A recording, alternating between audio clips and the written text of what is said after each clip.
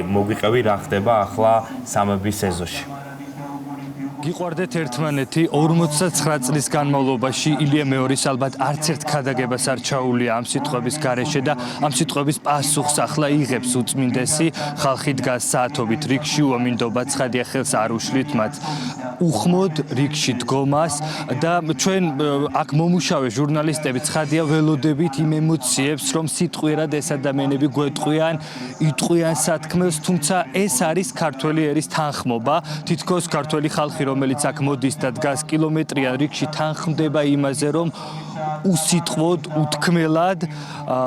გაუყვეს აი ამ რიგს უკანასკნელად ნახოს მისი პატრიარქი რომელიც ყველაზე ხანგრძლივად მართავდა ქართულ ეკლესიას და დაემშვიდობოს გააცილოს ის უკანასკნელ გზაზე აქ მოდიან ვარდებით აქ იღებენ ფოტოებს აი ამ გზას უღებენ სამებიდან იღებენ ფოტოებს აი ამ რიგის მიმართულებით რომ მათი ოჯახების ალბომში სამუდამოდ შეინახოს ის ისტორიული დღე და სწორედ ეს ისტორიული პროცესი უწოდეს კიდეც გუშინდლიდან გუშინ გვიან ღამით აქ არ წყდებოდა ხალხის ნაკადი და სოციალურ ქსელში ვრცელდება კადრებიც რომ აქ მოსახლეობა რომელიც სამების მიმდებარედ ცხოვრობს წყალს აწვდიდა იმ ადამიანებს რომლებიც საათობით იდგნენ რიგში რა თქმა უნდა ემოციები ძალიან ძლიერია აქ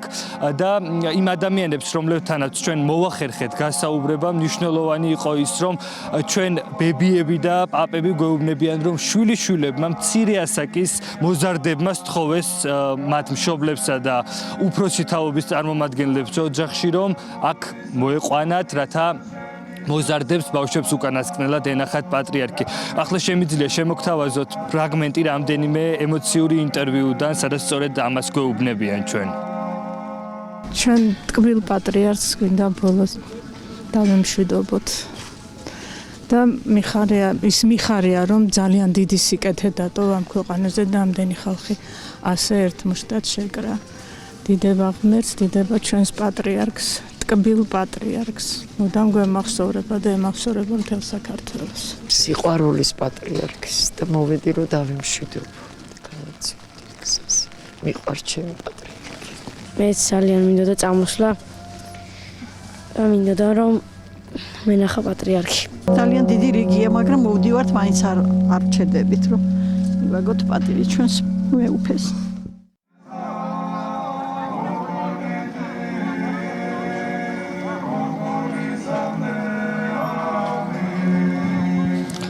მნიშვნელოვანია ის რომ აქ რიგები გრძელდება რა თქმა უნდა და ხალხი ემზადება იმისთვის რომ უკანასკნელ გზაზე გააცილონ უწმინდესი და უნეტარესი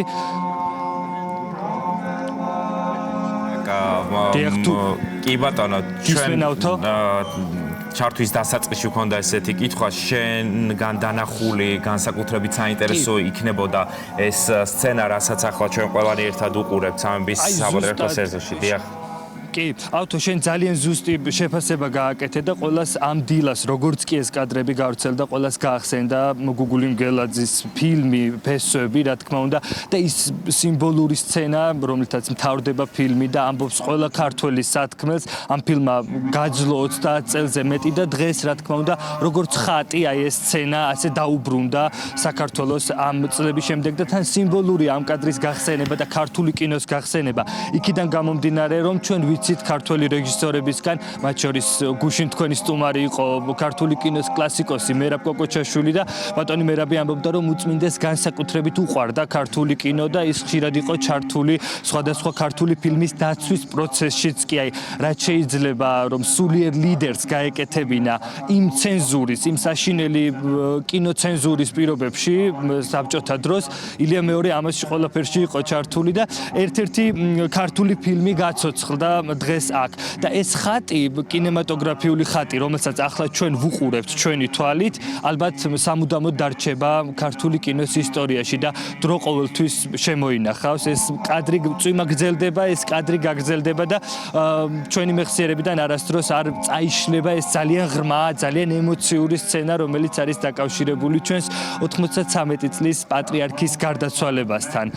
მნიშვნელოვანია ის რაც ვიცით რაც აქაც ვრცელდება რომ კვირა კვირას 9 საათიდან დაიწყება საღვთო ლიტურგია სამების საკათედრო ტაძარში 11 საათისთვის ელოდებიან ბართლომეოს პირველს მსოფლიო პატრიარქს კონსტანტინოპოლის პატრიარქი ჩართული იქნება წესის აგების პროცესში და შემდგომში უკვე უწმინდეს გადაასვენებენ სიონის საკათედრო ტაძარში სადაც მისი 8 წინამორბედი 1917 წლიდან აღსაყდრებული 8 კათოლიკოს პატრიარქი არის დაკრძალული. ჩვენ ცხადია მთელი დღის განმავლობაში დავრჩებით ადგილზე და შევეცდებით რომ ემოციებს მოვუყაროთ თავი. შეიძლება ეს იყოს მხოლოდ კადრებიც, იმიტომ რომ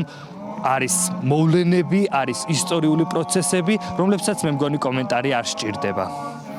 მადლობა ზაკ, მართლაც არის შემთხვევები, რასაც კომენტარი არ სჭირდება და მათ შორის იმ კადრებს, რასაც ახლა ჩვენ ყველანი უყურებთ, იმიტომ რომ აი ამ დუმარებით გამოიხატება ის ემოცია და დამოკიდებულება, რაც თითოეულ ჩვენგანს აქვს დღეს. ეს ზაკ მირიანაშვილი იყო, რომელიც სამების საპატრიარქო ტაძრიდან გვერდებოდა პირდაპირ ეთერში.